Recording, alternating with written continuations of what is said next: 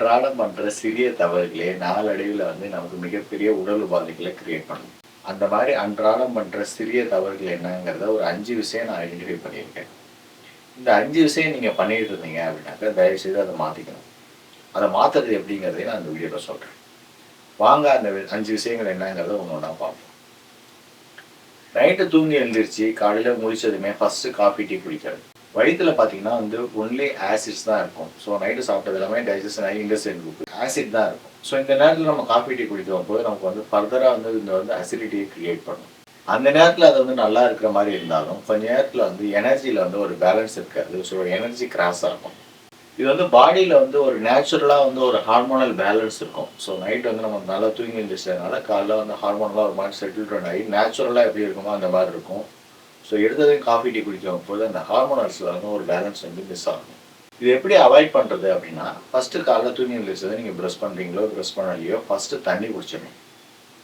தண்ணி குடிச்சிட்டு ஒரு 20 மினிட்ஸ் ஆச்சும் கழித்து நீங்கள் ஒரு காஃபி டீயை குடிக்கணும். எடுத்ததுமே காஃபி டீ குடிக்கக்கூடாது. ஸோ இதை பண்ணோம் அப்படின்னாலே இந்த அசிடிட்டி பிரச்சனை, இந்த ஹார்மோனல் இம்பேலன்ஸ், இந்த பிரச்சனை எல்லாமே சரியாயிடும்.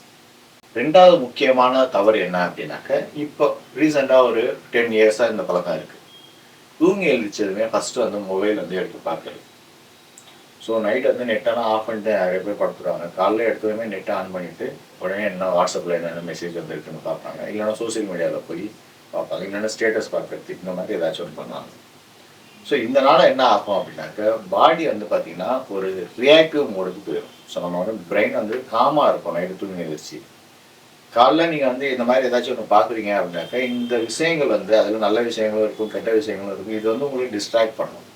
இந்த டிஸ்ட்ராக்ட் பண்ணும்போது ஸோ அதில் ஒரு பொலிட்டிக்கலாக ஒரு மெசேஜ் இருக்குது, இல்லைனா ஒரு அக்ரெசிவாக ஏதாச்சும் ஒரு விஷயம் இருக்குன்னு வச்சுக்கோம். அதை பார்த்ததுமே அதை படித்ததுமே என்ன நடக்கும் அப்படின்னாக்கா, உங்கள் பிரெயின் இதுக்கு எகெயின்ஸ்டாக திங்க் பண்ணும். இது ஏன் இப்படியெல்லாம் நடக்குது அப்படிங்கிற மாதிரி ரியாக்டிவாக திங்க் பண்ணும்.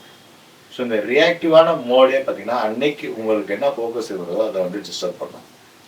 ஸோ காலையில் தூங்கி எழுந்திரிச்சதுமே ஃபஸ்ட்டு மொபைல் ஃபோனை பார்க்குறத நிறுத்துங்க.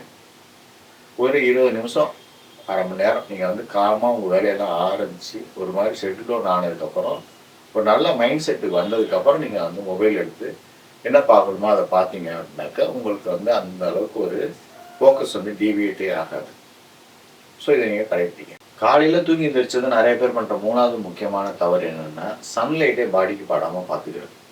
ஸோ தூங்கி எழுந்திருப்பாங்க, பெட்லேயே இருப்பாங்க, வீட்டுக்குள்ளேயே இருப்பாங்க, வெளியில் எங்கேயும் போக மாட்டாங்க. சன்லைட்டே பாடிக்கு எக்ஸ்போஸ் ஆகாது.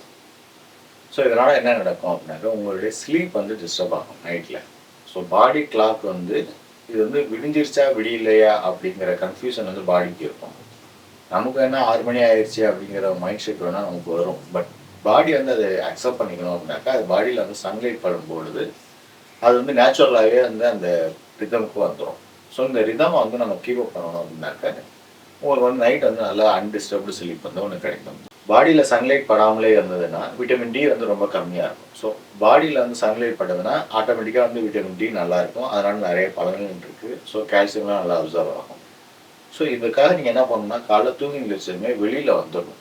ஸோ வெளியில் அட்லீஸ்ட் ஒரு 10 to 15 மினிட்ஸ் ஆச்சும் பாடியில் சன்லைட் வர மாதிரி ஏதாச்சும் ஒரு ஆக்டிவிட்டி பண்ணணும்.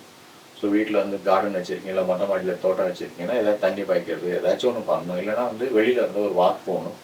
ஏதாச்சும் ஒன்று பண்ணி சன்லைட்டில் பாடி எக்ஸ்போஸ் ஆகிற மாதிரி பார்த்துக்கணும். 4வது முக்கியமான விஷயம், ஒரு நாளை ஆரம்பிக்கும் பொழுது எந்த ஒரு ஃபிசிக்கல் மூவ்மெண்ட்டே இல்லாமல் பாடியை பார்த்துக்கிறது. தூங்கி எழுந்திருக்கிறோம், நேராக போய் ஒரு சோஃபாவில் உட்காந்து ஏதாச்சும் ஒரு வேலையை பண்ணுறோம் அப்படிங்கிற மாதிரி இல்லாமல் ஃபிசிக்கலாக பாடிக்கு ஒரு மூமெண்ட்ஸ் கொடுக்கணும். ஏதாச்சும் ஒரு பேட்டர்ன் நீங்களே வச்சுக்கலாம். வீட்டுக்குள்ளேயே பண்ணுற மாதிரி ஒன்று யோகா பண்ணலாம், இல்லைன்னா ஸ்ட்ரெச்சஸ் பண்ணலாம், இல்லைன்னா ஏதாச்சும் ஒரு மூமெண்ட்ஸ் பண்ணலாம், இல்லைன்னா ஏதாச்சும் வேலை செய்யலாம். ஏதாச்சும் ஒன்று பண்ணிகிட்டே இருக்கணும். ஸோ பாடிக்கு ஃபிசிக்கலாக ஒரு மூமெண்ட் கொடுத்தோம் அப்படின்னாக்கா, அந்த பாடி நல்லா ரியாக்ட் பண்ணும். ஸோ அதோடைய ஜாயின்ஸ் அண்ட் ஃப்ளெக்சிபிலிட்டி எல்லாம் நல்லா இருக்கும். ஸோ பெயின் வராமல் இருக்கும். இதெல்லாம் பண்ண முடியாது அப்படின்னாக்கா, நீங்கள் வெளியில் போய் ஏதாச்சும் வாக் அஞ்சு போகணும். ஸோ ஒரு அட்லீஸ்ட் ஒரு 10 to 20 மினிட்ஸ் ஆச்சும் ஒரு வாக் போயிட்டு வந்தீங்கனாலே, ஸோ முதல்ல சொன்ன அந்த சன்லைட்டும் கிடச்சிடும், பாடியோட ஃபிசிக்கல் மூமெண்ட்ஸும் இன்க்ரீஸ் ஆகிடும். ஸோ இது ஒரு காமாக பாடியை நல்லா ரொம்ப நாள் வச்சுக்கிறதுக்கு யூஸ்ஃபுல்லாக இருக்கும். 5வது முக்கியமான விஷயம், காலை உணவுன்னு சொல்லுவாங்க, பிரேக்ஃபாஸ்ட். அதை சாப்பிடாமல் இருக்கிறது. அப்படியே சாப்பிட்டாலும் அந்த ஃபுட்டு ஒரு ஜங்க் ஃபுட்டாக இருக்கிறது. ஸோ ஒரு நேச்சுரலான நல்ல குவாலிட்டியான ஃபுட்டாகவும் இருக்குது. ஸோ இது எல்லாமே நிறைய பேர் தப்பு பண்ணுறாங்க. ஸோ காலையில் எடுத்ததுமே சாப்பிடாம இருக்கிறதுங்கிறது கரெக்டாங்க. சாப்பிட்ணுங்கிறது அவசியம் கிடையாது. பட் சாப்பிடாம இருந்துட்டு அதுக்கப்புறம் நீங்கள் ஒரு மீல் எடுக்கிறீங்க, ஒரு ஃபுட்டு சாப்பிட்றீங்க அப்படின்னா அந்த ஃபுட்டு வந்து நல்ல ஒரு ப்ரோட்டீன் ரிச் ஃபுட்டாக இருக்கணும். அப்போ வந்து பாடிக்கு எந்த ஒரு பிரச்சனையும் கிடையாது. காலையில் சாப்பிடாம இருந்துட்டு லேட்டாக சாப்பிட்றது, இல்லைன்னா அந்த மாதிரி சாப்பிடும்போது ஒரு ஜங்க் ஃபுட் சாப்பிட்றது, இல்லைன்னா ஒரு சுகர் நிறையா இருக்கிற ஐட்டம் சாப்பிட்றது, இல்லைன்னா ஒன்லி கார்போஹைட்ரேட் மட்டும் உள்ள ஃபுட்டு சாப்பிட்றது அப்படிங்கிறது உங்களுடைய எனர்ஜி சிஸ்டத்தை வந்து பயங்கரமாக டிஸ்டர்ப் பண்ணும்.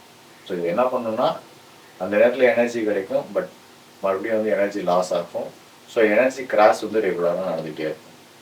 ஸோ காலையில் பிரேக்ஃபாஸ்ட்டாக சாப்பிடும்போது நல்ல ஒரு ப்ரோட்டீன் ரிச் ஃபுட்டு சாப்பிட்டீங்க அப்படின்னாக்க அன்றைக்கி வந்து எனர்ஜி வந்து ஈக்குவலாக பேலன்ஸாக இருக்கும். ஸோ ஒரு எனர்ஜி கிராஸ் அப்படிங்கிறது நடக்கவே நடக்காது.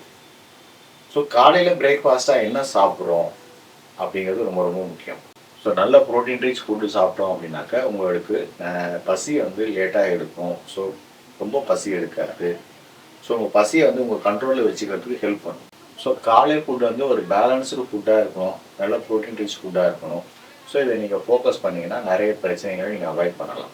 ஓகே ஃப்ரெண்ட்ஸ், இந்த வீடியோவில் காமனாக நம்ம பண்ணுற 5 மிஸ்டேக்ஸ் என்னங்கிறத வந்து சொல்லியிருக்கேன். ஸோ இந்த மிஸ்டேக்லாம் நீங்கள் பண்ணிட்டு இருந்தீங்கன்னா தயவுசெய்து இப்போயே வந்து எப்படி மாற்றிக்கலாம் நான் சொன்ன மெத்தட்ஸ் ஏதாச்சும் யூஸ் பண்ணி மாற்றிக்கிங்க. இந்த மாதிரி மாற்றிக்கிட்டிங்கன்னா உங்களுக்கு வந்து ஃப்யூச்சரில் வந்து உங்களுடைய ஹெல்த் வந்து ரொம்ப நல்லா இருக்கிறதுக்கு ரொம்ப உதவும். இந்த விஷயங்கள்லாம் நீங்கள் ஆரம்ப காலத்தில் கோட்டை விட்டுறீங்க அப்படின்னாக்க ஃப்யூச்சரில் இது எல்லாமே வந்து ஒரு பெரிய உடல் உபாதைகளை கொண்டு போய் முடிக்கும். ஸோ இந்த வீடியோ பயனுள்ளதாக இருக்கும் நான் நம்புகிறேன். பிடிச்சிருந்தாலும் ஒரு லைக் பண்ணி உங்கள் ஃப்ரெண்ட்ஸுக்கு ஷேர் பண்ணுங்கள். மீண்டும் மற்றொரு முக்கியமான வீடியோஸ் சந்திப்போம். மிக்க நன்றி.